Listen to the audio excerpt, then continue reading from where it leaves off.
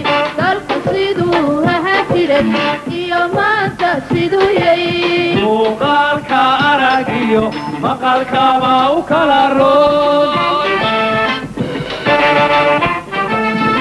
wararkii ugu dambeeyay aanu ka helayno deegaanka Bulugudud ee gobolka Jubbada Hoose oo qiyaas ahaan 30 kiiloomitir dhinaca waqooyi kaga beegan magaalada Kismaayo ee xarunta ku meel gaarka ah ee dowlad goboleedka Jubbaland ayaa sheegaya in xaaladda ay tahay mid aan caga badan ku taagneen markii saaka weerar culus ay ku qaadeen dagaalyahano ka tirsan xarakada Al-Shabaab saldhig ciidanka dowlad goboleedka Jubbaland ay ku leeyihiin deegaanka Bulugudud ee gobolka Jubbada Hoose qaar ka tirsan dadka deegaanka ayaa u sheegay idaacadda maanta Muqdisho inay maqleen qarax weyn oo maleynayay inuu yahay gaari walxaha qarax laga soo buuxiyay in markii hore xerada lagu weeraray kadibna waxa bilowday hub culus oo iswadaarsadeen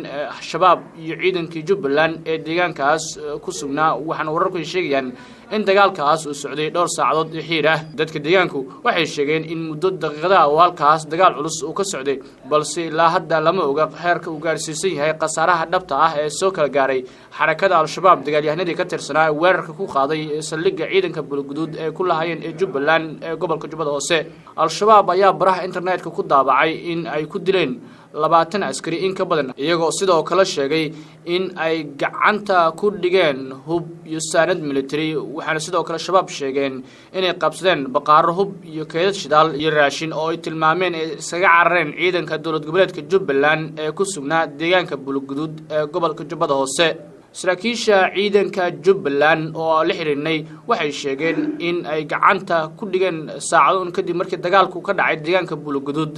mar kale waxaana sheegeen in hadda howlgallo ay wadaan ciidamo ka tirsan kuwa maamulka Jubbaland waxaana sheegeen in la xaqiijin doono amniga guud ee magaalada Bulugudud ee gobolka Jubbada Hoose warar madax bannaan ayaa sheegaya in lagu dilay deegaanka Bulugudud ee gobolka Jubbada Hoose oo qiyaas ahaan 30 kiiloomitir dhinaca waqooyi kaga beegan magaalada Kismaayo ee gobolka Jubbada Hoose